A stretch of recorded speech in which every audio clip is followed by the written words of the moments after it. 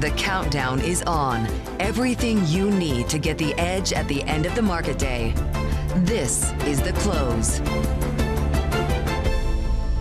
Almost 72 hours exactly since the president rolled out the red carpet for Vladimir Putin for that summit in Alaska to discuss the future of Ukraine. The president of Ukraine, Volodymyr Zelensky, gets his due as well. A meeting there in Washington alongside the leaders of several nations, including the UK, France, Germany, Italy, and Finland. Now they're set to go behind closed doors, presumably, to try to work out some sort of outline for what could potentially lead to the end of what has been a 3.5-year-long war. Romaine Bostick here alongside Scarlett Fu.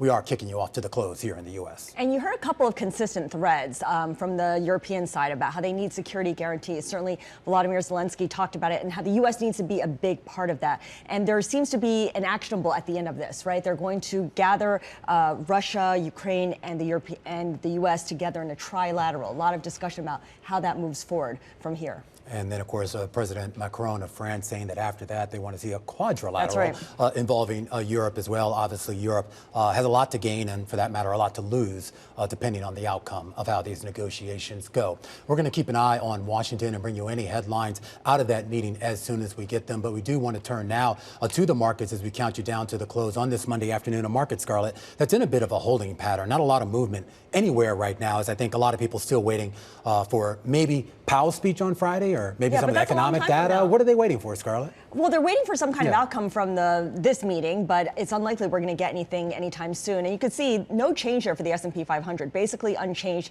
after last week making record highs. Not much movement in yields. They're slightly, modestly higher right now. The dollar inching up about 0.2%, and crude oil has been bouncing around between gains and losses all day. Absolutely. Christian Lawrence joins us right now here in Studio 2. He is the head of cross-asset strategy with Rabobank UA. Great to have you here. Thanks for having me. When we talk about geopolitics and we talk about a market, at least here in the U.S., perched at record highs, global markets for that matter too, not far off their record highs as well, does an outcome to the Ukraine-Russia conflict actually matter to risk assets? Well, geopolitics always matter, and I'd argue now they matter more than they have in a very long time as we go through a paradigm shift. We are seeing those geopolitical tectonic plates move. Now, markets always struggle to price in geopolitical risks, though. It tends to be more reactive than it is proactive, simply because it's so difficult to predict these binary events. Would it be a risk-on event? Certainly, but there's a lot more to happen in order to get to that point. You know, this is a great start, and of course, it's fantastic to see an avenue to peace, but the devil's always in the details, and there's a lot of details to map out. Absolutely. And of course, this is not something that's going to be resolved today or even next week. We'll continue to see how it plays out. What we might get some more insight on at the end of the week is what the outlook is for interest rates. And I wanted to bring up this chart of the 2-year yield since the start of the year.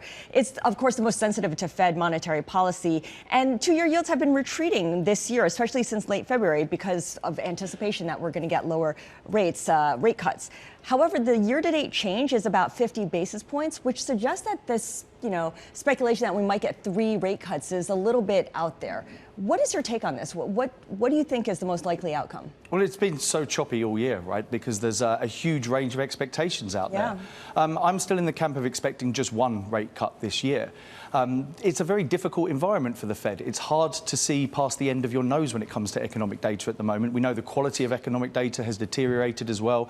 Inflationary pressures are picking up a little bit. Core inflation back above 3%. I think we'll be looking at around 3.7% by the end of the year. Now, that doesn't mean that the Fed can't cut a little bit, but it does limit how many rate cuts can be coming. And of course, a lot of attention on the labour market, but there things are very unclear as well. We haven't seen a mass shedding of labour yet. We know it's a lagging indicator, and if you wait too long for the labour market to deteriorate, maybe it's too late. But it is a tough position for the Fed to be in overall. I am curious, though, when we talk about the idea of just 1 rate cut, if you assume for a second that inflation is still an issue, and we should point out, I mean, we were looking earlier in the newsroom at the core PCE price index. It's been above that 2% target now since, 2021, maybe even a little bit earlier than that. That's one of the longest stretches we've had where we've seen a key inflation metric above the Fed's target.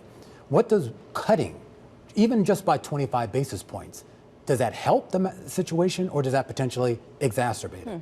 I don't think it makes much of a difference, just 25 basis points. I would say one of the main reasons I think that the administration has been putting so much pressure on the Fed to cut rates is to try and really get the long end of the curve down to help the mortgage market. But of course, the Fed doesn't control the long end. And from that perspective, it can be a bit sticky. Just on that point, though, is there an argument to be made? Because we know the Fed is going to discuss their framework at Jackson Hole and going forward. They have a big review coming up. Is there an argument to be made that maybe that 2% target should be raised? I know right now it's 2-ish, as they sort of backed off on that hard 2. Yeah. But should we just start thinking about the fact that maybe we can live with a 3% or near 3% rate? I certainly think so. Do I think they're going to announce that change on Friday? Certainly not. But yes, 3% inflation, I would argue, is the new norm. I spoke about those geopolitical paradigm shifts we're seeing at the moment, and we are moving away from a world of hyper-globalization to more tension, to more friction when it comes to trade globally. So I actually think a higher inflation target would make some sense. But that's a very, very difficult tightrope for the Fed to walk, because, of course, if you start raising that, then there could be questions about credibility over that target full stop. So it's a difficult one. Particularly for a Fed president who a lot of people look at as being a lame duck right now. Absolutely. And who missed the boat on the, addressing inflation the first time around as well. So my question to you is, where does that leave risky assets? Where does that leave equities, for instance, if we're looking for this potential rate cut in September 17th, which may or may not really move the needle for the economy? You point out that the seasonals are not favorable for equities in September. Yeah, September's the worst month of the year. If you look at the average return over the last 20 years, it's about minus one, just over -1%. The last 10 years, about -2%. It doesn't bode well. And I think there's some other factors at play here as well. If you look at some of the systematic flows, I actually think a lot of the vol targeting, vol control funds, they're not going to be big buys through the next month. Part of the reason for that is interest rate volatility coming down, the MOVE index close to multi-year lows. So I think some of that support from those more systematic buyers is going to ebb as well. I actually think that idea of a 2% down move in September could come to fruition. All right, well, we're already starting to maybe see the makings of that in the data. Christian, great conversation. Thanks. Christian Lawrence, head of cross-asset strategy over at Rabobank. Scarlett. All right, let's talk about another big story we're keeping our eye on, which is Air Canada. It has now delayed plans to restart flights after about 10,000 flight attendants walked off the job on Saturday and defied a government order to return to work. The airline ended up withdrawing its full-year financial guidance. Here now with how Air Canada is addressing the situation is the CEO, Michael Rousseau. Michael, thank you for joining us. The Industrial Relations Board declared the strike illegal and ordered flight attendants to return to work by 12 p.m. today. That deadline came and went. Are there ways that Canada can act to enforce the Labor Board's ruling? For instance, can you make your own petition to the court for some kind of injunction or action against the striking workers? Good afternoon. Thanks for taking the time. That is one option. We could go to the courts and seek an injunction, which we may do. We're obviously very, very disappointed with the actions of the CUPE leadership team. They're violating the law, and it's negatively impacting hundreds of thousands of our customers right now. I am curious, Michael, has there been any discussion that you or any of your folks over at Air Canada have had with Carney or other leaders about maybe the government forcing workers back to the job? Well, the government's already done that. The minister put Section 107 of the Canadian Labour Code to the CIRB, the Canadian Industrial Relationship Board, with a recommendation, and the board endorsed that recommendation that they should not be able to strike, that we should not lock out, and that we would both go to binding arbitration and get a deal done. Unfortunately, and quite disappointingly, the CUPE did not adhere to that direction. Analysts at Jefferies have noted that the current proposed pay increase would increase the pay deficit that Air Canada crew have versus, say, American Airlines. Can you go higher with your offer, or are you now reluctant because you don't want to reward this kind of union action and set some kind of precedent? Yeah, first of all, we look more at the Canadian market when we compare our numbers. And certainly what we've offered, what's on the table right now, is approximately a 40% increase in total compensation, wages and benefits over the 4 years.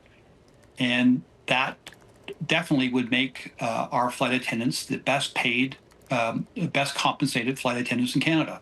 And that was one of our objectives. Now, we need to remain competitive. We need to grow, but we also want our staff to be paid at fair rates and competitive rates. And in this case, and we certainly have gone the extra yard and put out the offer into the public for the most part at a high level. And we believe 40% is a fair offer that in fact provides our flight attendants the objective or the outcome of being the best paid in Canada. Is there any ability for Air Canada to meet the union on its demands with regards to being paid for the time that the flights aren't actually in the air, basically when they're on the ground, when they're taxiing? And I understand that every airline out there, every major airline out there does not pay for those particular hours. But do you see any potential that you can concede something on that front? Okay, so a couple of points on that really critical issue. First of all, our proposal does have a ground pay component attached to it. There are only 2 or 3 airlines or a couple of airlines around the world that have that in place. Delta being one. So we've in our proposal, in our 40% proposal, we already have in place or have on the table a element for ground pay or boarding pay, as it's commonly referred to. But the second element is, the airline industry is under some scrutiny now as to how we compensate flight attendants, given when the plane backs away from the gate and makes it to the gate at destination. Those rates do incorporate a recognition that work is done before the plane backs away from the gate and subsequent when the plane arrives at destination. So again, this business model, this compensation model is industry wide. But again, a couple airlines are starting to separate them, and our offer does separate boarding pay from the rest of it. Michael, we have to leave it there. Really appreciate you taking time for us. Michael Rousseau, there is the CEO of Air Canada. You can take a look at the Canadian shares, down about 3% right now in the cash session. Those workers that went on strike defying a federal order to return to work. The union leader saying that she would rather be dead than be forced back on the job over the union's objections. We do now want to turn our attention to what's been going on in the commodity space, and quite frankly, there's not a whole lot of anything. Oil prices remain treading water as investors await solutions out of President Trump's meeting with European leaders in Washington over a potential resolution to the war in Ukraine. Some say crude looks tactically oversold, with Ukraine's future still uncertain and peace far from assured.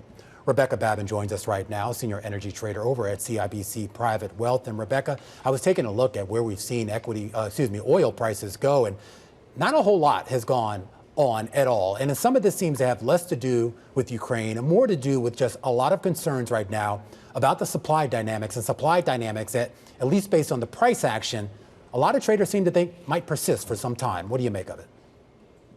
Yeah, Romaine, it really does feel like crude oil has been chasing its tail for the better part of the year, right? We've kind of had these fits and starts where we kind of rally to 70, 75 on geopolitical risk, and we kind of fade back down to these kind of mid 60s levels.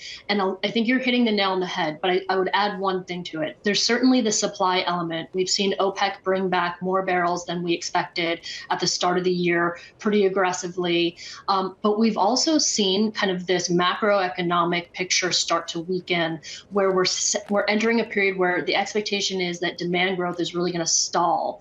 And we've seen, in August, we saw a higher CPI, we saw some unemployment numbers that the market wasn't a huge fan of, and that gave the bears a lot of conviction in crude oil to kind of play for the downside into the kind of high to mid 50s. So what I see is a really tactically aggressive bearish sentiment in crude, where rallies are used as opportunities to set forth these bearish negative positions into the second half of the year, where we have increased supply and softer demand. And that's the play. And I think that's why we keep kind of fits and starts. The rallies come, they're hit down pretty quickly if it's a geopolitical rally. But we obviously still do have some supply risk looming in the background with geopolitical tensions clearly kind of unresolved at this point. So does that mean we just simply accept a wider trading range for both NYMEX crude and Brent? I think what it means is that we are dealing with a market with much lower conviction, and that trades will be kind of shorter. We'll see these gaps. Maybe it'll be a gappier market with a little bit less focus on the pure fundamentals and more driven kind of by sentiment. And I think that's the trickiest part in crude right now is if you kind of look at fundamentals, inventories actually have remained pretty tight up to this part of the year, tighter than many people expected. Demand has actually outperformed so far this year, right? So the fundamental picture, and this is the battle OPEC is always making, the fundamental picture looks okay. What we're dealing with is this negative sentiment as to what comes with tariffs, what comes with supply. So what I do think you will see more volatility, as you mentioned, Scarlett, and I think a low conviction market. And I think position sizes have dropped pretty significantly in crude, and it just might not be the trading vehicle that people are kind of gravitating towards to place their bets. I am curious, Rebecca, your thoughts on the natural gas market, because there's been some concerns there as well about oversupply. And I know the dynamics there are a little bit different than what we're talking about with crude. But where do you see that going? Natural gas is really interesting. So I think the structural long-term picture for natural gas is quite bullish, right? We have AI kind of driving this demand profile over a long time horizon. In the short term, however, we are oversupplied. And you can see that where Henry Hub is trading. I mean, it's trading super cheap and much lower than most people anticipated for this time of year. It's been the demand has been weaker, supply has been higher, even as kind of rig count bottomed out kind of a couple months ago. I actually think we're hitting a bottom in natural gas, and it will reaccelerate. But keep in mind, we're in the shoulder season right now for energy demand in general. So I don't think that's going to be a trade that plays out over the next kind of weeks. I would play that trade over the kind of 6 to 9 month horizon. How much are natural gas prices vulnerable or subject to swings due to trade conversations, trade negotiations? Natural gas comes up quite a bit as something that perhaps President Trump can get other countries to purchase from the U.S. Yes, well, that's LNG. So LNG exports, LNG is liquefied natural gas. It's a huge driver of trade conversations, right? It'll be a big part of maybe what comes forth from India. They're a really large importer of LNG, and I think that will be significant. I think the market is pricing in a lot of that already, though. I don't think that LNG is that kind of really kind of critical trade conversation isn't going to take anyone by surprise. The market is expecting that demand to increase and expecting a lot of U.S. exports of LNG to be part of the story going forward.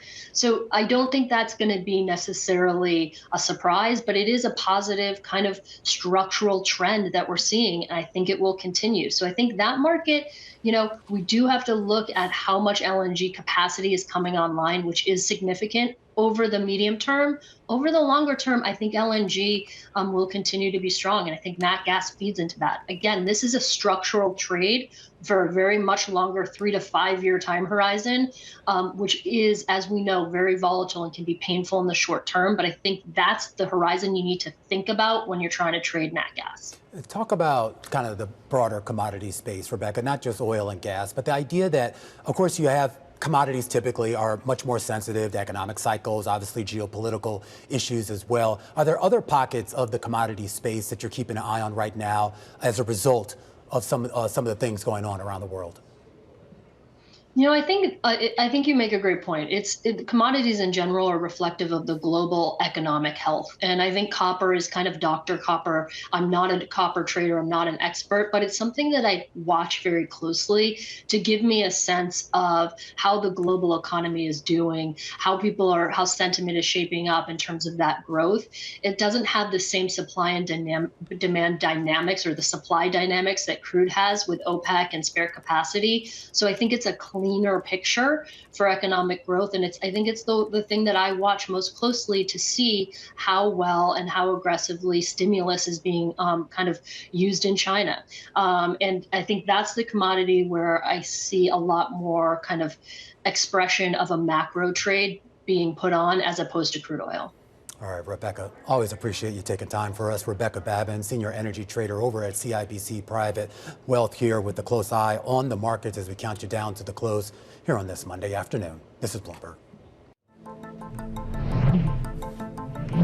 We are just about 20 minutes away from the closing bells here on this Monday afternoon. Not a whole lot going on the surface when you look at the headline indices. Underneath the surface, you have quite a lot of big movers on a lot of big stories. Most of the tech cohort, with maybe the exception of NVIDIA and Tesla, are down here on the day. Maybe just a little bit of a pullback coming off of those record highs from last week. And there's a lot of news given it's late August, right? I mean, usually it's pretty quiet around this time, but we have major geopolitical headlines with the president wrapping up that summit with Vladimir Putin on Friday, and of course meeting with European leaders and the Ukraine president today, and of course looking ahead to setting up another trilateral meeting with Russia and Ukraine. And we still are awaiting the outcome of that meeting today, and of course we'll bring you those headlines as soon as we get them. You also have a market still having to parse what's going on with earnings. We get quite a few, mostly in the sort of consumer-facing retail sector, if you will. Home Depot, Target, some of the names reporting this week, so maybe a little bit of a better read on the consumer, as we also keep an eye on geopolitics. All right, well, speaking of geopolitics, Ukraine's expectations are pretty high as President Zelensky meets with President Trump at the White House. European allies also in Washington this afternoon to plead with President Trump to stand behind Ukraine. Let's bring in Michael O'Hanlon. He is Senior Fellow and Research Director at the Brookings Institution. Michael, thank you so much for joining us. Glad that you could be here with us. We heard the president speaking along with the European leaders and Ukraine's president, and one thing that he said was that you have two willing parties who want to make a deal when it comes to peace in Ukraine. Is that actually the case? Scarlett, that's an exaggeration, although maybe it could be a useful one. I think, Donald Trump is trying his personal charm and charisma to make Vladimir Putin perhaps rethink whether stealing 18% of Ukraine is enough when Putin really wanted 24, 25%, which is one way to look at where we are.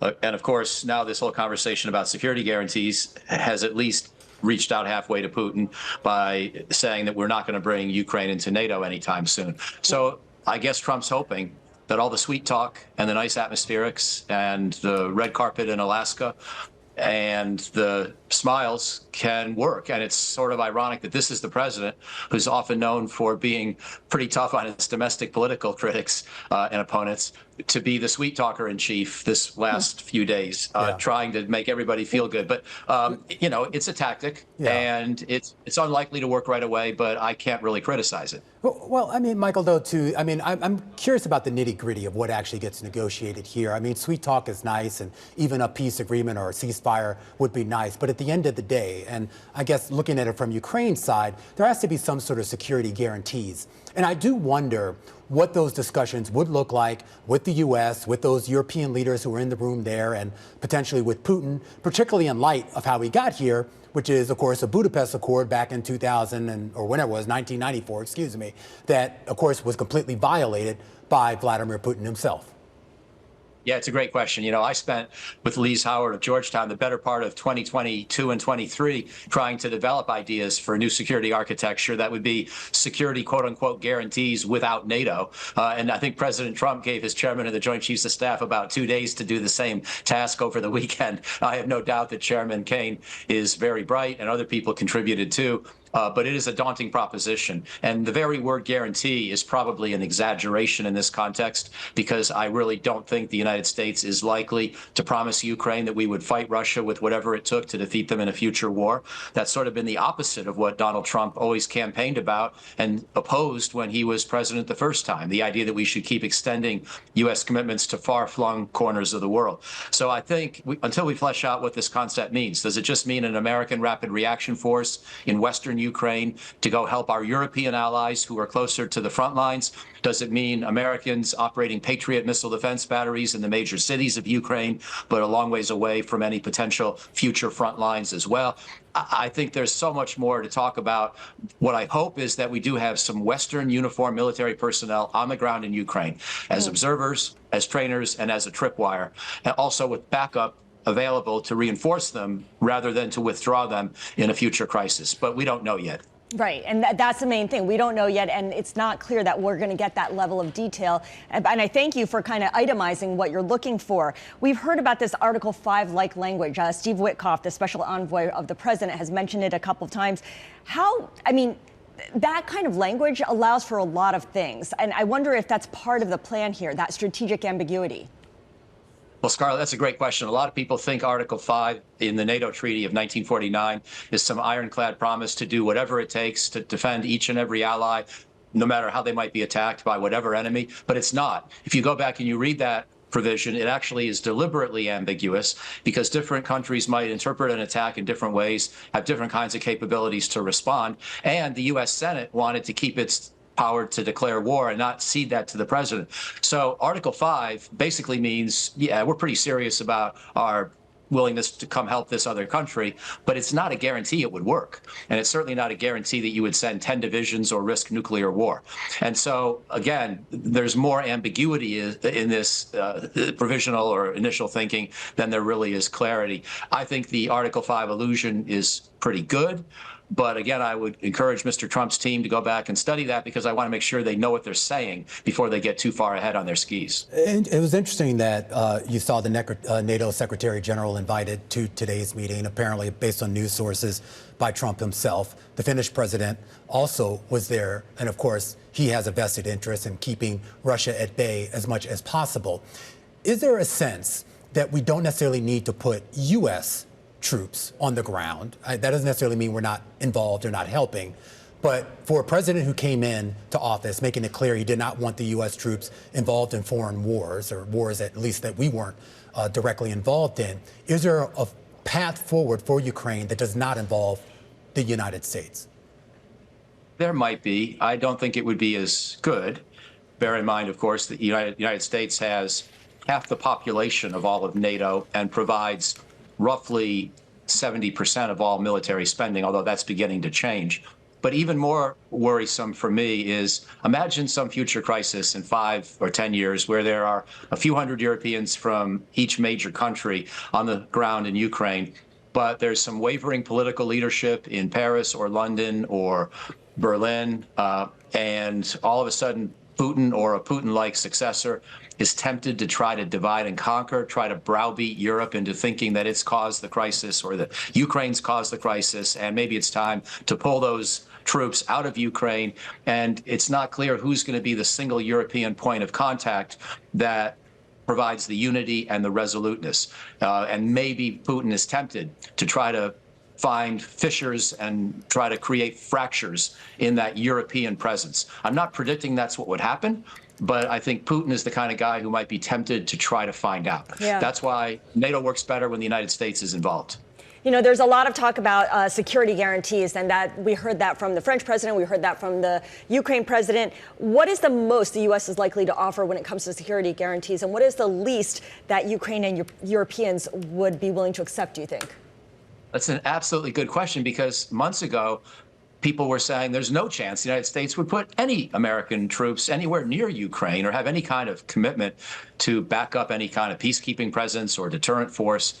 And now the president himself in the Oval Office is tossing around this term. And so, I mean, one way to think about it, and getting back to the conversation we just had a minute ago, you could imagine a few hundred Americans operating air and missile defense systems in Ukraine's major cities, far away from the front lines, but still on Ukrainian soil. Their mission would be tactically defensive and strategically defensive, but it would still put American men and women in harm's way in the event that Russia tried another attack, whether through air and missile attack or a big invasion that somehow got to Kyiv or got to, some other major city in the south or the west. So you could imagine air and missile defense. You could also imagine a rapid reaction force of a few hundred Americans, either in Poland or better yet in Western Ukraine. I doubt very much Putin would tolerate that. I doubt very much President Trump would really agree to that. But these are the kind of ideas we can talk about until told otherwise. Well, let's hope some of those ideas are being discussed behind closed doors. Michael, appreciate you taking the time for us. Michael Hanlon, Senior Fellow and Research Director at the Brookings Institution. And of course, we should point out that meeting with Zelensky of Ukraine and President Trump alongside those European leaders taking place right now. We'll bring you any headlines out of that as soon as we get them. But we too turn back to the markets with the S&P 500 seeing significantly reduced volume here. In the middle of the summer, middle of August. But one stock is moving. Unfortunately, it's to the downside. Intel, it's the second biggest decliner in the S&P 500. And this after a report that the Trump administration is now said to be considering taking a 10% stake in the chip maker. Joining us right now to talk a little bit more about this is Josh Wingrove, who covers all things Trump for us here at Bloomberg. All right, Josh, I guess on one hand, I was surprised. On the other hand, I guess, given what we've learned about some of the deals he struck with NVIDIA, the deal on Nippon and U.S. Steel, this isn't terribly surprising. But what's behind it? Yeah, I mean, Trump is increasingly looking for a cut or a stake in all of these deals. But just to rewind, a week or so ago, remember President Trump was sharply criticizing the CEO of Intel, saying he was too conflicted and had to resign. Then last Monday, they meet in the Oval Office, and suddenly Trump's got, a positive tone. And so in the days since then, we've been figuring out what went on in that meeting. And turns out that they're talking about this. Now, the mechanics of it look up in the air, and we should note that sources are saying this remains very fluid. There isn't a final deal yet, but that the U.S. is targeting getting a 10% stake in the company, including by converting CHIPS Act funding that has already been awarded to the company into equity. Now, there are all sorts of questions raised by that, including, is that legal? Is that allowed under the act? We just simply don't know. One source telling us the administration thinks this could be a model potentially, so whether they could try to even do this, going forward. But you're right. We mentioned other cases where Trump has done this, of course, with NVIDIA and AMD taking a cut of certain chip sales to China, the so-called golden share in U.S. Steel that wasn't equity but had control provisions. And of course, DOD taking a big stake in a rare earths, kind of a small rare earths company. So there's a playbook developing here, Trump inserting himself in, big change from 15 or so years ago when there was so much controversy around the automakers and the U.S. sort of stepping in to save the U.S. automakers. Now Trump is doing it sort of similar kind of thing, I guess, on a bit of a whim. And he just sees this as, Lutnick likes to use the term benefit of the bargain. In other words, taxpayers of the U.S. government deserve something. But of course, the risk here is that they're wading pretty far into the market. Okay, so it's a way to exert leverage and use his advantage. But why would the Trump administration, why would the White House, why would the government want a 10% stake in Intel? It looks like they're trying to support the big project in Ohio. Remember, Intel going to build a massive chip fab or plant in Ohio that's been beset by all kinds of delays, questions swirling about its future and when it'll open. Remember, of course, Ohio voted for President Trump a few times. J.D. Vance, the vice president, was a senator from Ohio. And so it seems to me that they're that is a focus of this, although it's just not clear. We haven't heard publicly from the administration.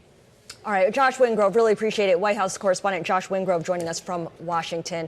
And Romaine, we talk about how it's a pretty slow-moving day in equities. Just as a point of, to really put a period on that, the Dow has swung 130 points today from top to bottom. That is the smallest move since May of 2024. Wow. Yeah, so really basically no moves here in equities, and the same for the Treasury market as well. Yeah, and we should point out, at least for the S&P volume, at least what we would normally have at this time, something like 20% below, which is kind of normal in mid-August where a lot of people are away. And of course, not a whole lot of catalysts. You have some earnings, a couple of data points on the economic front, but a lot of people waiting to Friday till we get that speech from Jay Powell over at Jackson Hole. Absolutely. All right, we count you down to the close right now with Erin Gibbs, who joins us here in Studio 2, Chief Equity Strategist with Slatestone Wealth, a boutique financial management firm. Erin, great to see you again. Thank you. We talk a lot. I mean, Scarlett was just talking about some of the performance, or I guess lack of performance, at least today with the Dow. But heading into this to today, there was a lot of talk about a potential broadening of the rally that we've seen. And I know the S&P equal weight has kind of underperformed pretty much for the last few months. And the Russell 2000, though, has been trying to catch up. But the point is, you've seen a lot more interest in small caps, mid caps, basically stocks that aren't the Mag 7 or other big cap tech. Right. Are you one of those people? I am. And we have seen broadening. It's very recent. I mean, we're talking 2-3 weeks here. This is not something that, but it is something that we're seeing less leadership from the Mag 7 and a broadening. And even though we see the indices just doing like a slow churn or flattening, we are seeing more participation within the laggards. And that's great news, because ultimately, if you're sort of at the tail end of an economic cycle, you're slowing down, you want to see some of those defensive stocks catching up and helping this continue to be a bull market. Well, I'm curious, where are you seeing that? Is that like in consumer staples? Is that in just cyclical stocks? Where? So it's interesting. It's a little bit of a potluck. We've got quite a range of things. We've seen it in healthcare. We've seen it in food and beverages. We've seen it in some utilities. So a lot of the laggards are finally starting to catch up. And so Of course, many of them are defensive plays. They are companies that will do well even if the economy isn't doing so great. So, something that people still need to buy, or companies that have great pricing power. But that's quite a wide array of companies. It's not that concentrated. You talk about a late cycle market. How long can that late cycle last for? Right, the million-dollar question. I mean, we could certainly see, if we see continued inflationary pressure, particularly if that comes whether from not tightening fast enough and tariffs, I mean, we could easily go in for another year of just, slower growth without, do we have to hit a bottom? Do we necessarily need a recession, or are we just sort of at the end of a long cycle? What do you expect to learn from the retailers that do report earnings in the coming weeks? Because they are at the forefront of whether consumers are pulling back on spending because of the tariff concern. Right. So obviously, yes. Have they started slowing down on their spending? Do we see any impact on the consumer discretionary? Because we know the staples are doing pretty well. Also, all about the guidance. I mean, one of the things is that we haven't really seen any of the companies or the analysts really price in their forecast with respect to tariffs, because it's just so unknown, right? It changes almost every day or by the hour. So that's an interesting thing. If we do see companies really start to give bigger warnings, and they have pulled back, but then But you're seeing that show up in the PPI data, so it's there. The cost is there. Oh, I'm talking about analyst forecasts. So like Wall Street. Okay. So Wall Street consensus, they're really not pulling them back. They're still very positive. We haven't seen big revisions. Is that the idea that companies have enough savvy, at least the bigger ones? It's funny. So I was in a Walmart, by the way. It was like the first time. You stepped foot in Walmart? I know. I was on vacation, and it was the only thing. We were like way up in the vacation. Romaine goes to Walmart. And I forgot my swim trunks. Whole story. We don't have time for it. But anyway, I went in there, as I do. I annoy my wife by peppering the managers there with questions about how business is going, and they were like really like, look, they were like, no price increases, and they were kind of pointing to things like this. Is like basically this is the same price that's been for however long they've had it up there.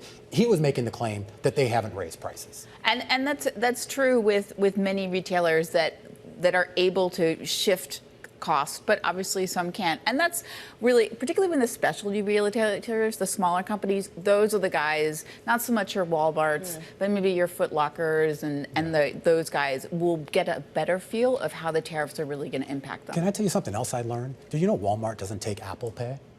I didn't know No, that. they take Walmart Pay, but not Apple Pay. Yeah, so you got to swipe your card unless you have Walmart Pay. Yeah, did you have your wallet? You only had your phone, thankfully right? I did, because otherwise we would have gone home swim trunkless.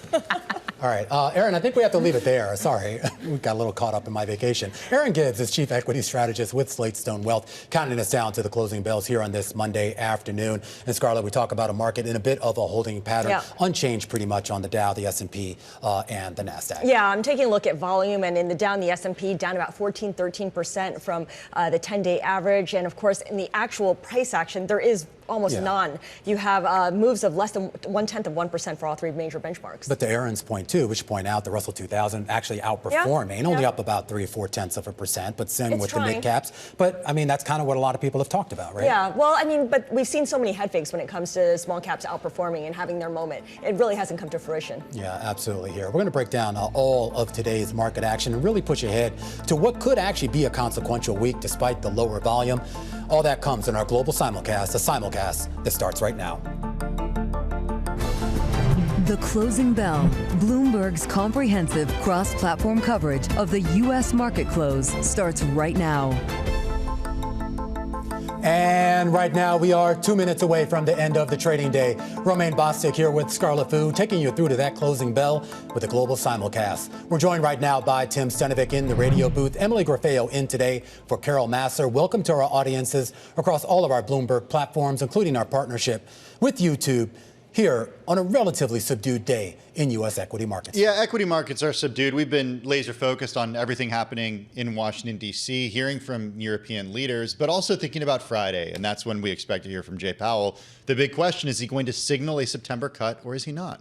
Laser focused on that meeting at the White House today, but I couldn't help but notice the small cap outperformance today. The Russell 2000 is moving up higher when basically the other major indexes were pretty much flat today. Yeah, that's a really good point. But we've we've seen this happen so many times, and it doesn't, whatever outperformance it has or it enjoys peters out pretty quickly. I was telling Romaine about this. The swing in the Dow Industrials today from peak to trough, 130 points and a half. That is the smallest move in the Dow Industrials since May of 2024. Not a whole lot going on here. Not a whole lot going on at all, and it gets to the idea, maybe some of this is seasonal, but also the idea that so many of the catalysts that were moving this market, whether up or down, those catalysts, at least for right now, if not absent, certainly definitely a little bit tamped down, and that might be a part of the reason why you're seeing that tight trading range. Does it have to do, Romaine, do you think, with what's happening in Washington today, or have investors and traders completely looked beyond this? Well, we've asked several folks here on the television program today about it, and they say, look, it's at least in the short term, it's not as consequential. Yeah. Obviously, anything that strikes, any sort of deal that is struck could be bullish for investor sentiment, and that could feed through. But right now, this is a market much more concerned about economic fundamentals. You saw that in a great note out today by David Kostin, talking about the earnings season that is now starting to wrap up, an earnings season that came in well above everyone's expectations. The S&P 500 ending of the day, we're going to call it unchanged, 64.49 and change as we wait for these numbers to settle. The Dow down about 0.1% on the day. The Nasdaq up less than 0.1% on the day. But once again, all three of the major indices there unchanged. The Russell 2000, as Emily was pointing out just a second ago, outperforming up 0.4%. Even though the S&P 500 pretty much unchanged today, we did see fewer stocks move higher than lower today. 233 stocks advanced, 269 on the declining side. All right, let's take a look at the IMAP. A pretty mixed day here when you look at the 11 sectors in the S&P 500. Of course, you do have tech and consumer discretionary among the biggest sectors in the S&P, which is why it looks like there's more green. Industrials were the best performers, up about 0.4%, followed by consumer discretionary. On the downside, real estate investment trust losing about 1% on the day. Communications services and materials also lower by at least 0.5%. Taking a look at stocks that were on the rise today in the S&P 500, the best performer, 26% to the upside, was Dayforce, the human resources management software provider. Look at that, 26% today. Thoma Bravo is in talks, our Bloomberg News team reporting, to acquire the company. This according to people familiar with the matter. The firm planning to take the Minneapolis-based company private in a deal that could be announced as soon as the coming weeks. The people said asking not to be identified as the matter is private. Once again, Dayforce all day, up about 26%. And then among the most actively traded stocks today, GoodRx shares just soaring today, at one point as much as 37%, finishing the day higher by more than 37%. It was the biggest intraday jump in more than a year. The company higher on news that Novo Nordisk is slashing the cost of Ozempic and partnering with GoodRx to offer Ozempic and Wegovy at U.S. pharmacies. And yes, I'm actually talking about a meme stock yet again, because this was the most actively traded U.S. stock today. Open Door shares surging again today, extending that 3-day winning streak of about 60%, up today by close to 20%. Retail traders on social media continued to encourage buying. It goes off the momentum on Friday. After last week, we learned that the CEO, Kerry Wheeler, is stepping down immediately. That announcement sent the stock surging. Eric Jackson among the hedge fund managers and folks on social media talking about this. We've spoken to him a few times over the last couple of weeks. Yeah. He says he's bullish on the fundamentals. I was just taking a look at that right now. The volume on that 400 million plus shares traded hands today. That's the highest amongst all the stocks out there on the day. The second highest is half of that, and that's Intel. That's so wild. Yeah. It's like, what does it say about this era? Where are we? I don't know. Emily, where are we? Well, let's take a look at Intel, because that is my first decliner. That stock was down about 3% today. The latest update here on the Trump administration's plans to take a stake in this company. Bloomberg reporting today that the administration is in discussions to take a stake of about 10%. This is according to a White House official and other people familiar with the matter. And this, of course, would involve converting some or all of the company's grants from the U.S. CHIPS and Science Act into equity. According to the people who asked not to be identified because the information is confidential, Intel was up much higher last week, but we saw those shares moving lower today. I'm also looking at a small cap. We were talking about how the Russell 2000 was outperforming the broader indexes today, but actually there was one small cap that fell in a big way. Riskified. This is a software company. They provide software as a service fraud and chargeback prevention technology, but they fell about 16% today. It was the most intraday in about a year after the company posted second quarter gross profit that shrank from the year ago period. And then finally, Plug Power. Not a ton of fundamental news out of Plug Power today.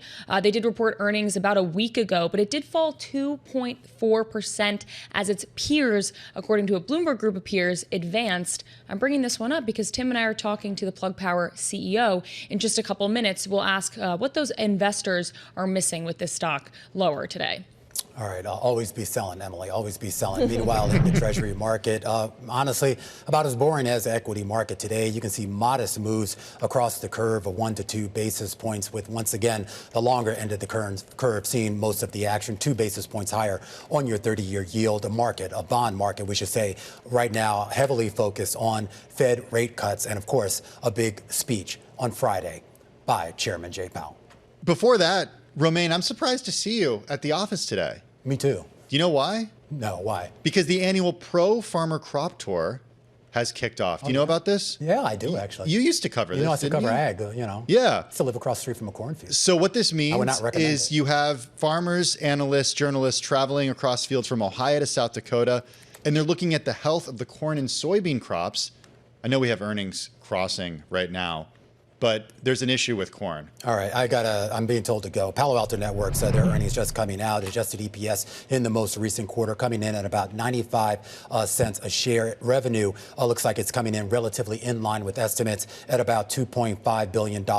Here's the guidance that the company is giving. For the full year, the company says that revenue for the fiscal 2026 will be 10.48 to 10.53 billion. The low end of that range is above the average of analyst estimates, which is basically 10.44 billion. But the real actual story here right now is another headline. This on Nir Zook, one of the founders of Palo Alto Networks and currently the chief technology officer. We're learning that he does plan to retire from the company, and they have already named a successor. The product chief is going to take his place as well. So once again, it looks like pretty much matching estimates on the bottom line and the top line, and providing guidance, at least on the revenue for the full year, slightly above the average of analyst estimates. And we also have some forecasts for this quarter, so some more near-term estimates on what they're expecting. And for the first quarter, they see adjusted EPS of 88 cents to 90 cents. Analysts were looking for 86 cents, so that range is higher than the average analyst estimate, which is certainly encouraging. And you could see the stock extending its gains in after-hours trading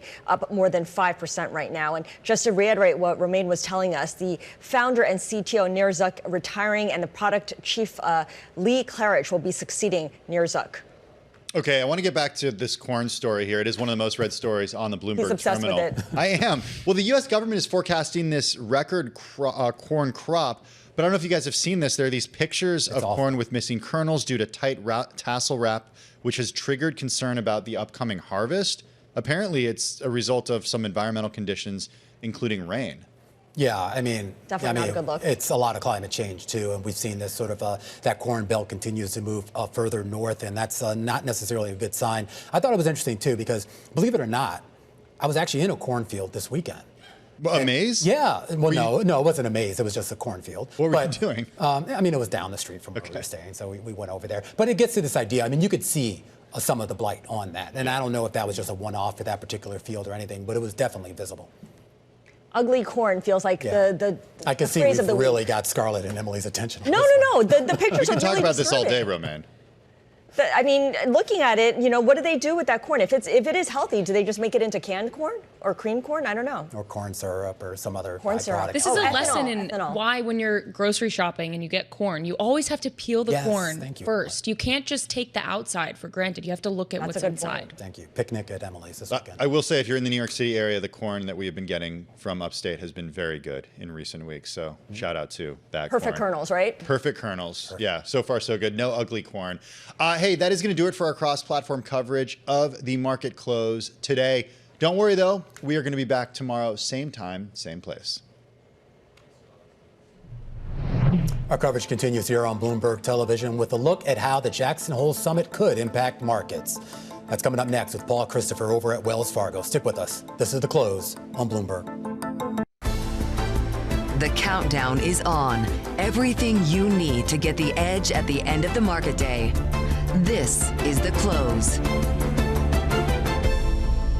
And welcome back to the close. A bit of a dog day in markets here in the dog days of summer. Unchanged right now on the S&P 500, 64.49, still holding near that record highs. But we should point out volume about 20% lower than where it normally would be. You did see outperformance in the small cap space yet again here. Maybe a potential sign of a potential broadening of the rally should that rally resume. Not a whole lot of activity when it comes to the yield space, and Bitcoin down yet another day. There were a lot of individual stories out there that did actually surprise to the upside. Of course, the big deal for Thoma Bravo potentially buying Dayforce based on Bloomberg reporting a 26 pop in that stock, a 37 pop in GoodRx after it struck a deal to sell some of Novo Nordisk's GLP-1 drugs. But meanwhile, you have Intel down about 4% on the day, once again being battered around like a political football, and Home Depot down 1% here on the day ahead of its earnings report tomorrow morning, starting off a week of retail and consumer-facing earnings that could potentially move the market. And that actually brings us to our top story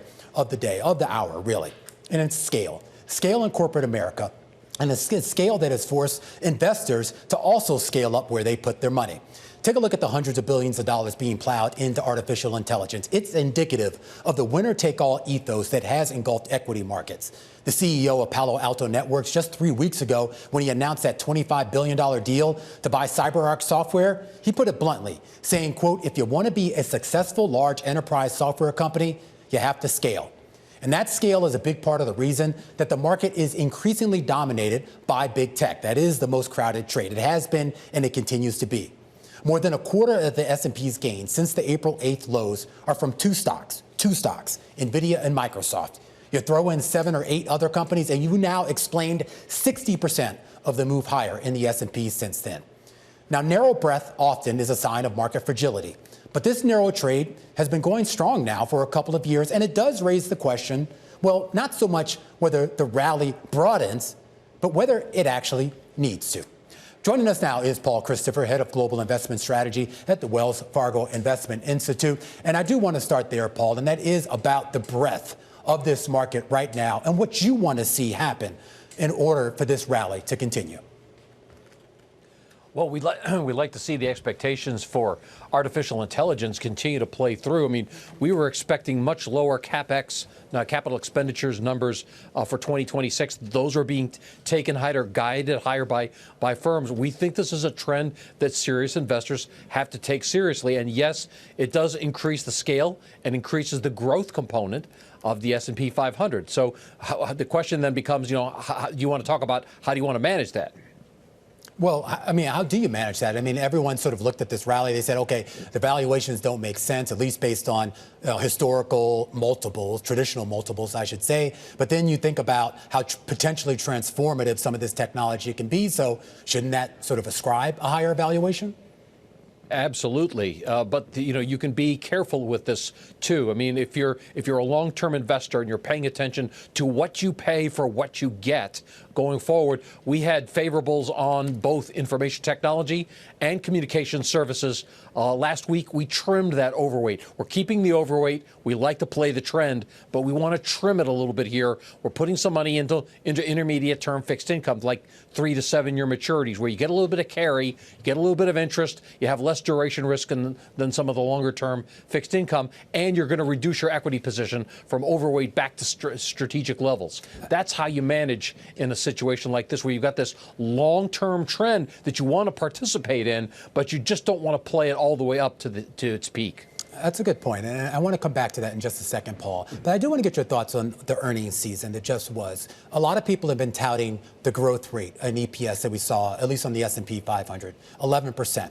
And that's remarkable because coming into this quarter, most people had pegged in growth of about 3 to 4%. However, when you go sector by sector, just like the gains in the equity market, most of the growth that we saw in earnings were in the technology space and primarily big tech. Does that worry you? Again, it's a trend that we think we want to play going forward. It's going to be, as you suggested, very disruptive, like railroads, like the internet, like many other disruptive technologies we've seen over history. And we do want to participate in that. But we want to have some other favorites, too. And like financials, for example, we think the yield curve steepens, so we like financials, right? So what happens next is we're going to start to look for other ways to play that trend that are cheaper.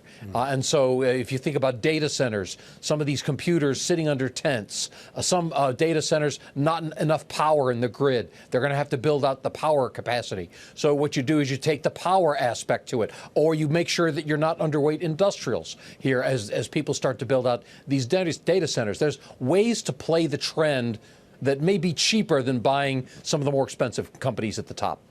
I do want to go back to your previous comment about how to kind of protect your portfolio in this situation, particularly by using fixed income as a ballast as you maybe wait for additional gains in the equity space. When you look at fixed income, particularly in the Treasury market right now, do you think it's attractive right now to go after the shorter end of the curve, particularly given there still seems to be some degree of uncertainty about whether the Fed will cut, or if they do cut, by just to what severity? Yeah, there's a lot of money riding on whether or not the Fed cuts in September. We're not going to play that game. We're going to take what we're going to call a bullet strategy. We're going to go underweight short term, expecting the Fed to cut. Whether they cut in September or a little bit later this year, we think it's the beginning of a series of cuts. So why play around with that? Why mess around with short-term fixed income or CDs? Let's let's go underweight short term. And then on the long end of the curve, you've got the Treasury that has to build up its checking account again from low levels back up to $800-900 billion. That's going to mean some issuance of new longer-term coupon debt, and that's going to maybe push prices, at least make them volatile, if not push them lower.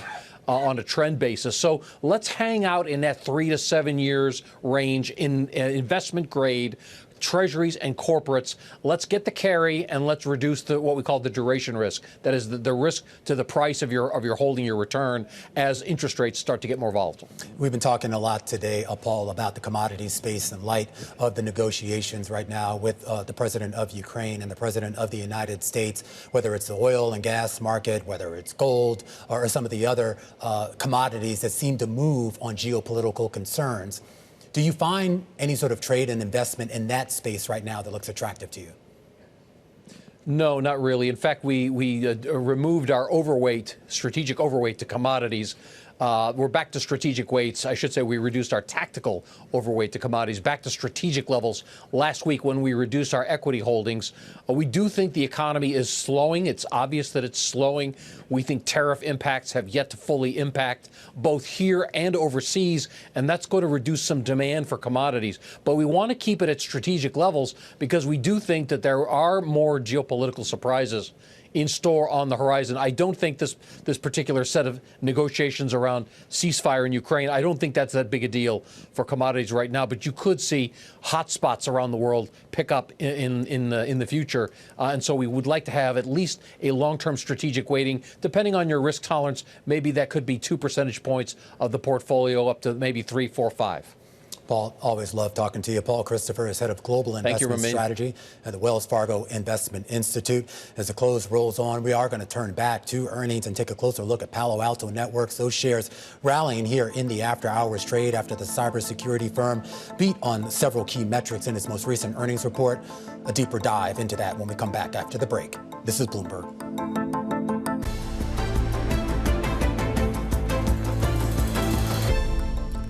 All right, let's take a look back at this day in history. August 18th, 1947, when Bill Hewlett and David Packard formalized a 9-year partnership and incorporated their electronics company. Now, at the time, its primary product was an audio oscillator, whose most famous customer was actually a Disney sound engineer who bought the device to use it in the film Fantasia. Now, Hewlett-Packard would grow rapidly, and its name would too, becoming synonymous with the image of Silicon Valley tech startups. Its real growth was to come. And it expanded way beyond oscillators into other electronics and then into servers and then into the so-called microcomputers that would be rebranded as PCs. But it's funny. While HP's 9100A is credited with being the first personal computer, honestly, it was more of a glorified calculator. In fact, when an employee in the 1970s named Steve Wozniak approached his bosses about a more consumer-friendly PC design that he had been working on, they actually passed on the idea, said they wanted to keep their focus on calculators, analyzers, and other instruments for the scientific and industrial markets. Wozniak, by the way, of course, would leave HP and take his idea, which would become the basis for the Apple I computer. But eventually, HP did get the message. And by the 2000s, it was able to boast as the largest maker of personal computers by revenue in the world. But some expensive and ill-timed acquisitions, as well as a series of product flops, hurt revenue and hurt the stock price. The company would go on to hire and then let go of 3 CEOs over a 7-year stretch alone in the early 2000s. And by 2015, under the direction of a new CEO, Meg Whitman, decided to split in two, a PC business and an enterprise services company. While neither company was really ever able to regain the same magic of what Bill Hewlett and David Packard fostered, the legacy, well, it lives on. That garage, 367 Addison Avenue in Palo Alto, California, where the two were said to have tinkered on their designs, is now a museum that touts itself as the, quote, birthplace of Silicon Valley. And while the significance of that garage is certainly more myth than reality, it did provide an emotional fulcrum that spawned hundreds of tech companies, from Palo Alto to Menlo Park to Cupertino to Santa Clara and beyond, all that would form the backbone of the computer and internet age that continues to evolve to this day.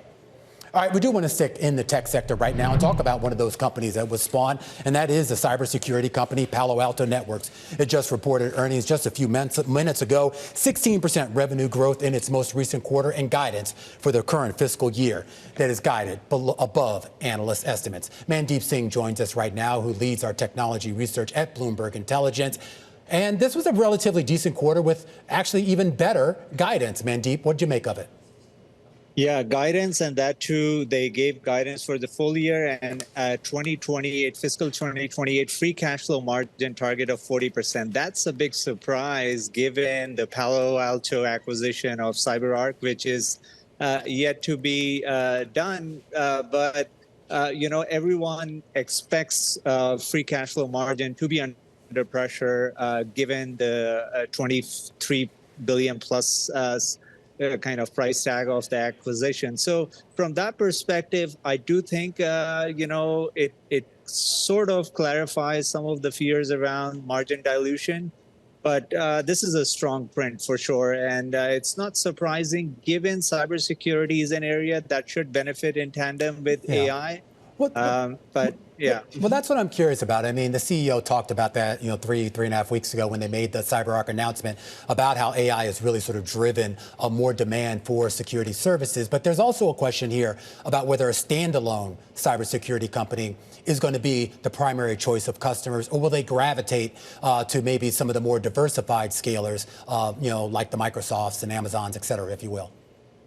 Yeah, and that's what Palo Alto has done well, is it's bundled a lot of the standalone products through acquisitions. They were mostly tuck-ins. Now they are going big with their acquisitions. But look, they talk about this concept of platformization. That's essentially bundling of cybersecurity. And even though M&A hasn't worked traditionally in a lot of tech areas, cybersecurity is one area where it has. And Palo Alto Networks is a proof point of that. I do want to bring in, the aspect of the CTO retiring. Nir Zook, who is the CTO, has been one of the kind of the most acknowledged people in the cybersecurity industry. So from that standpoint, it's a little bit of a surprise that he's retiring ahead of this big acquisition that the company is making. Yeah. I'm not sure if he was fully on board with the acquisition, but that is certainly a risk factor to watch out for. All right, Mandeep, got to leave it there. Mandeep Singh, Global Head of Technology Research at Bloomberg Intelligence. And you heard him in his last comments there talking about the retirement of the CTO, who, of course, is also one of the founders of the company. Tomorrow, we're going to have a conversation with the current CEO of Palo Alto at 10:15 a.m. Eastern Time. Nikesh Arora will be joining the network then. All right, when we come back, we're going to talk a little bit more about the C-suite and particularly how they're handling all of the developments in the world of geopolitics. Kevin Kajiwara is co-president of Political Risk Advisory over at Teneo, and he joins us after the break right here on The Close on Bloomberg.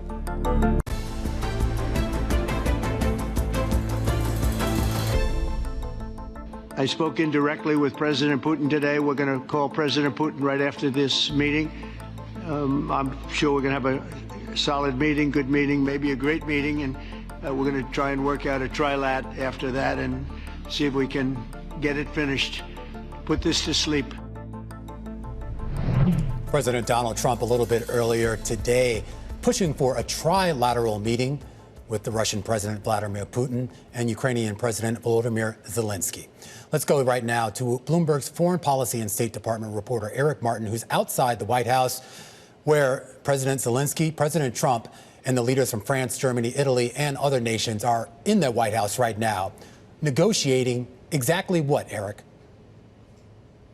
Well, Romain, what we understand and what we've heard coming into this from Secretary of State Marco Rubio, from Special Envoy Steve Witkoff, was that one of the key issues that would be on the table today is filling in the details of what U.S. security guarantees for Ukraine would mean, and what this idea that Witkoff mentioned yesterday on some of the Sunday morning news programs about NATO-like or Article 5-like security guarantees for Ukraine could mean. This is likely to be one of the most contentious issues, one of the hardest to resolve, because, of course, President Putin was the one who, because of his concern, one of his reasons they cited for invading Ukraine was a concern about the expansion of NATO and the idea that that Ukraine could join NATO. Of course, we saw Sweden and Finland join NATO in the aftermath of the invasion, but this idea about NATO's expansion and NATO on Russia's border is one that's made President Putin nervous in the past. So looking for what happens there, and if we get to this trilateral meeting, President Zelensky seems to have accepted that the idea of land and borders is something that can be discussed in that trilateral meeting. Overall, a really positive tone from at least the public comments that we've seen so far, and a complete 180 degrees from that disastrous and conflictive meeting and visit by President Zelensky that we saw here 6 months ago in February, in terms of the meeting that was canceled and had him basically getting up and leaving. And so really a historic meeting here today, and waiting to hear coming out of the multilateral meeting what everyone's takeaways were, what was discussed, and awaiting more information. All right, foreign policy reporter Eric Martin, and of course we will bring you any headlines out of that meeting as soon as we get them. A meeting that not only includes the Ukrainian president and of course the U.S. president, but the heads of Germany, France, UK, Italy, as well as the European Commission president, as well as the NATO Secretary General. And of course, we can't really think of a time in recent memory where we've seen corporate America and financial markets so wrapped about geopolitical issues. In addition to that, they're also having to wrap their head around trade, chip tariffs, and several other things, of course, that could potentially affect their bottom lines. Joining us right now to talk a little bit more about this is Kevin Kajiwara. He's co-president of Political Risk Advisory at Teneo. Great to have you here. Good to see you, Romain. Let's start off with Ukraine. I mean, I almost kind of forgot that this has been 3.5 years now. And I do wonder if this is a conflict, and more importantly, the potential resolution of a conflict that still has meaning for corporate America right now, or is it just something that's kind of so off to the side? Well, as your colleague Eric just said on his segment right there, I mean, this is one of the most sort of significant optical moments that we've had in the war, and that's why it's right back on your radar screen here. Again, I'm not saying everybody's got to jump on the blade and come back from the Hamptons right now, but I do think that the reality of it is that there are long-term ramifications from this still. I mean, we still have, at Teneo, we still have clients who have got, with the full blessing of the United States government and their understanding, operations in Russia. There are others who've got stranded assets in Russia that have been there now for 3.5 years, as you say. But longer term, you know, the direct and indirect implications for energy markets, critical minerals, noble gases, you know, all of these things, not to mention the security situation in Europe, as well as their fiscal situation, is all going to be impacted to some degree by this over time. And that impact, I mean, there's a negative impact, there's a positive impact as well. I mean, you mentioned, of course, the security issues in Europe and all of the spending that we've seen right now in the defense space, which has kind of helped a lot of companies and even sort of gave birth to some new companies trying to chase after that. 100%. And you know, but it's a complete sort of rejiggering that is going to have long-term ramifications for the social system in Europe, domestic politics, where obviously every one of these leaders is going to face face voters in the future, and you know, in many cases, very different feelings. If you're on the periphery of Russia, in the Baltics or Poland or the like, you may have a very different view than those in Spain or Portugal who may feel far from the action, so to speak. Yeah, I forgot to mention the Finnish president was there as well, and of course, if there's any country that has certainly a vested interest in keeping Russia at bay, it's Finland. The other big issue, geopolitics-wise, of course, has been trade and tariffs, which is still unresolved. I mean, despite the flurry of trade deals or agreements that were announced. Most of these things have not been finalized. And there's been some ructions amongst some of the countries that did make agreements saying that basically, look, nothing's actually happened. The tariffs that were promised to be ratcheted down haven't necessarily come down. There's still a huge cloud of uncertainty when it comes to what companies are going to pay, when they're going to have to pay it. Are they expecting to get more clarity on that anytime soon? Well, I think they are. I don't know if they're going to get it, though. And I mean, you put your finger on it here in the sense that we've had just what we saw today, for instance, with this meeting with President Trump. The atmospherics around these meetings, starting with President Zelensky, is, do not irk the president, stay on his good side, be flattering to him, so on and so forth. And then we'll work out all the details in time. The same thing has happened with a lot of these trade agreements. I think the trade agreements were reached, but quite frankly, we know historically trade agreements take a long time to actually come to the details on, as well as to implement. Right now, these things are on the back of a cocktail napkin for the most part. And so as a result, maybe that is playing well politically. But for companies that are dealing with, I mean, we already are seeing that the companies are dealing with uncertainty at the border as products that should have now had a lower tariff being applied are still having higher tariffs applied because the border control has not yet actually gotten the message. That gets to the idea, though, what these CEOs and other executives are actually getting from their relationship with Trump. I mean, we talk about today the optics with Zelensky actually wearing a suit jacket, I should say, partly because of the criticism that he got last time. Of course, the big spectacle we saw a week ago with Tim Cook at the White House and the glass and gold base that he gave the president. But at the same time, I'm not sure that Tim Cook, at least what we know publicly, didn't seem to get a whole lot of concessions with regards to his relationship with China, Apple's relationship with India, and the tariff issues as well. Can corporations count on something substantive from this administration sometime soon, whether it's a reprieve on tariffs or at least some sort of definitive nature of saying this is what it's going to be and now we can figure it all out? Well, I think that a key element here that's missing at the moment, but which we have seen proven works in the past, is market discipline, right? So all of this uncertainty that you're talking about, we're still bouncing up against, pretty much all-time highs in the market. So there's kind of no reason to change. But I do think that one of the dynamics that's come out of what you're just talking about is that scale matters, right? Very large companies have got the flexibility or the financial resources to make a lot of these commitments and promises, irrespective of whether in the long term they're actually going to have to fulfill them or not. Smaller companies don't have that option or the same amount of access to the White House. I don't know if you can answer this question, but when you talk about large companies, I guess, eating those costs themselves rather than passing it on to the consumer, are they doing that because they're fearful of their customer or they're fearful of the administration? It's both, but I think we're coming to the point now where we're starting to, the basic trade frameworks have been established. We'll work out the kinks on what's going to happen at the border. Those tariffs are going to start to be applied. The mitigating techniques that these companies have used, either taking the margin hit to try to keep their market share, building inventories ahead of the tariffs, now emptying out the bonded warehouses and the like, that will wear off soon. And I think, you've got some pretty big retailers, for instance, that are going to be reporting this week. It will be interesting to hear as we head into the throughout the third quarter and into the holiday season, what they are going to sort of talk about in terms of prices. Because, as you pointed out, the other bookend of this week, today was it was a Russia-Ukraine meeting. Friday is going to be Chairman Powell's speech, but the most recent non-farm payrolls number offset then by the core CPI and the blowout PPI number. Fed's still in a tough position. What do you think Powell's going to say? Do you think he'll actually try to guide the market? I think he's going to be extremely careful because of another audience of one at the same time. But let's let the data fall. But the data is getting mixed again. All right, Kevin, I have to leave it there. Kevin Kajiwara is co-president of Political Risk Advisory over at Teneo. All right, let's check in on some of the after-hours movers right now on this Monday afternoon. Palo Alto Networks, one of the biggest gainers in the after-hours trade after it just reported earnings. And you see some of its cybersecurity brethren there, unchanged on a couple of those names, including Checkpoint and Cloudflare, though CrowdStrike getting a modest bid here in the after-hour session. This is The Close on Bloomberg.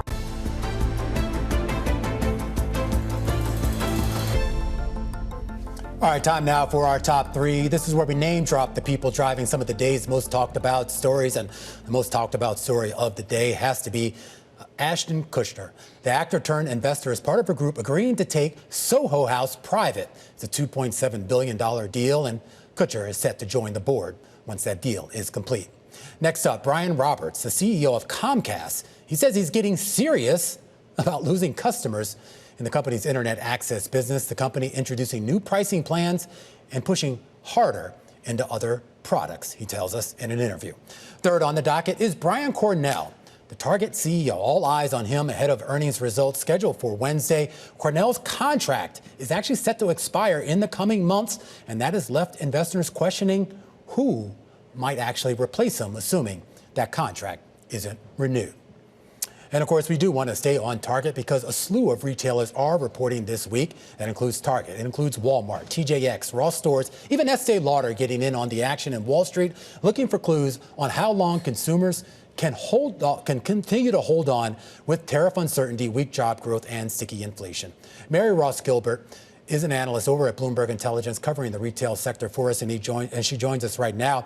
And Mary, this really has been the parlor game for the last few months, if you will, here. I mean, the economic data says we're still spending. The last couple of earnings seasons says consumers are still spending. Are we going to see that trend continue when we get these results over the next few days? Romaine, we are. And given that we talked about TJX and Ross reporting coming this Wednesday, I think that's what we're going to see. TJX, we think, will beat. They always beat, both on the top line and the bottom line. And looking at the data, Bloomberg's second measure, we're seeing Ross stores should actually meet consensus. So we're seeing a lot of strength with the consumer, particularly in the value space. And so when you think about back to school, and there was an acceleration looking at some of those trends in July, and I think that's what it reflects. It reflects two things across retail. One is clearance. You know, for off price, they're really sort of on clearance year round, but they have all the brands. That's the thing. You know, when you look at Target, you're finding brands such as Michael Kors, Kate Spade in handbags, but then you're also finding designer. And remember that we talked about the luxury space in previous broadcasts being kind of under pressure. Well, guess what? You can find Fendi, Balenciaga, Gucci. You can even find Moncler jackets now, and Celine, Saint Laurent, and Dior sunglasses. So there's a lot of choices at TJX, and when you get over to Ross, you're seeing, you know, Adidas and Nike, Puma, all the brands. So I am just curious, though. I mean, because when we talk, I was looking at this Bloomberg second measure data, which is a great feature, but it did seem to show there was some weakness in some of the consumer hard lines and certainly a lot of weakness in travel. So I am curious. I mean, it's one thing to say we're all spending, but are we just looking for bargains, just buying the necessities or things that are close enough to necessity, even though they might actually be discretionary, if you know what I mean? Yeah, Romaine, you raise a good point. I mean, is it necessity? But I think when it comes to apparel and, you know, accessories, and if you look at these shopping halls, particularly in off-price, you're seeing a lot of momentum, deals that they're finding and great value. And because the off-price sector is flooded with all these brands, it really makes for, you know, a great value proposition. And the one thing that we found in our consumer surveys for back to school is that apparel spending is expected to be up. So when there is a cutback, it's going to be on the technology side. And you were talking about hard lines. Of course, we have been seeing weakness there. And then with travel. But I think when it comes to being able to sport a new outfit, that's a priority. All right, Mary Ross-Gilbert over at Bloomberg Intelligence. A nice preview here of what to expect as we start to get a slew of retail earnings this week, and that includes Home Depot, which reports tomorrow morning. And investors, of course, are keeping close tabs on big-ticket spending and tariff-driven price changes. Greg Melich joins us right now. He's Senior Managing Director covering the retail industry over at Evercore ISI. And Greg, I'm actually fascinated by Home Depot because I feel like it might tell us a lot more than what we might learn out of Target and Walmart. And I go back to that kind of, you know, economics classes in, you know, in college where you kind of learn about Porter's 5 forces and price elasticity, this idea that, you know, there is sort of a curve there of which consumers operate on. And I wonder, where are we along that curve? I mean, it's one thing to say you have the money, but are you willing to spend it? Well, I think he's the nail on the head. We're going through the largest price elasticity demand exercise we've ever done. in the U.S. consumer retail market. And I would say we're going to learn day to day and month to month how does it play out? Where do people free up some of the dollars to spend on things that maybe are less affordable, especially if it's an imported product that has to pay a tariff that it wasn't just 3 or 6 months ago. So that's what we're learning through back to school. And we think there's a cautious consumer, but one that's still very much in the game for retailers that are providing really good value and a great selection. And we think Home Depot is in a good spot in a category that's been relatively weak. But we think they're well positioned when the home improvement market finally comes back. I'm curious, though. I mean, when we talk about the home improvement market, there are a lot of people that say, okay, Home Depot does well when we're buying and selling houses at a good clip, which, of course, we haven't been doing, at least based on historical metrics. So the idea that if you don't have the activity in the home buying space, does that necessarily presage the idea that we should expect further weakness for Home Depot, or is that something that we should kind of put out of our heads? Well, it's separated into two things. One, what could make the stock work from here, but then also we have to understand how we got here. We've had now basically 3 down years in home improvement, or where at least nominal sales have dramatically lagged the rest of retail. And that's because existing home sales have been falling after the COVID peak with higher interest rates that have really kept people out of the market for lots of reasons. We think that into next year, our home improvement lead indicator is suggesting that while we're not having a rip-roaring recovery in home improvement, even 2025 looks like it'll be slightly positive after 2.5 negative years. And that could be enough, we think, especially if those trends continue or rates come down further, or existing home sales really have bottomed at that 4 million SAR and maybe just move back up to 4.2 or 4.3. We think those are things that could set us up for a nice improvement. Maybe not a 6 or 7 comp at Home Depot, but something more normal, like a 3 to 4. This year, it looks like they'll only do about a 1, and we still think they're gaining share with that relatively depressed comp. Taking a look at your kind of top 5 portfolio in this space over at Evercore, it includes Home Depot. It also includes Walmart, it includes Amazon, and 2 auto parts retailers, Genuine Parts and O'Reilly. When I look at some of those names, that screams defensive to me, Greg. I think that it is defensive. We like defensive growth companies, and we basically put stocks in our top 5 portfolio because we want to beat the RLX and we want to beat the S&P 500. So that's how we've managed that top 5 list since we started, I think 3 or 4 years ago. And so as we're looking right now, we do think that the second half this year, there's a risk to retail sales. Not a recession, not a disaster, but a deceleration from the 4.5% growth earlier this year to maybe 3.5%. And as that plays out into next year, though, once we get the carrots of the One Big Beautiful Bill Act, that stimulus is going to come and hit pretty hard in a positive way in the first quarter next year. So I think we have to be a little bit careful as we watch this deceleration, modest in consumer in the back half, that could be an air pocket, a risk in the next few months, but that could set us up for a very nice improvement in 26 and a nice recovery once consumers finally get the benefit of those tax cuts.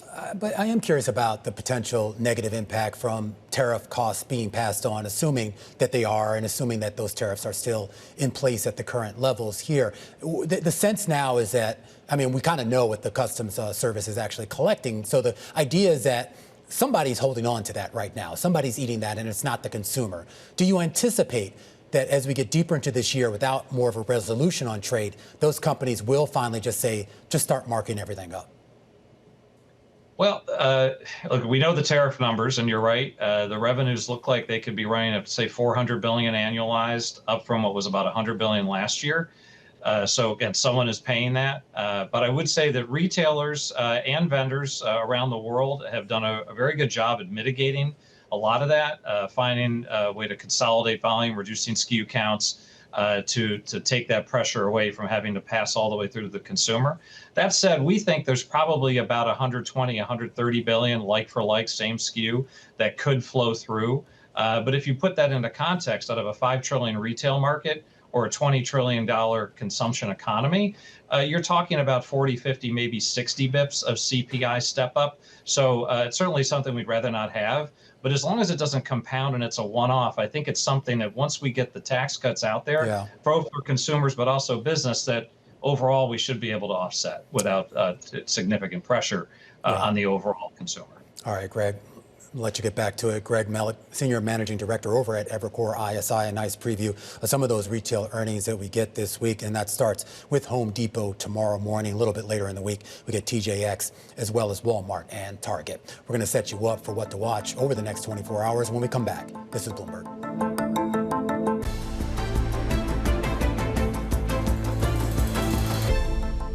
Here's what markets will have their eyes on over the next 24 hours, and that include earnings. The Home Depot will report tomorrow before the bell. Also going to get earnings out of Viking Holdings, the cruise line operator, and Amerisports, of course, the maker of the Arc'teryx line of ski wear. 8:30 a.m. Eastern Time. We get economic data here in the U.S., housing starts and building permits, and then we go up north to Canada, where they're going to give us a read on their inflation numbers, Canadian CPI.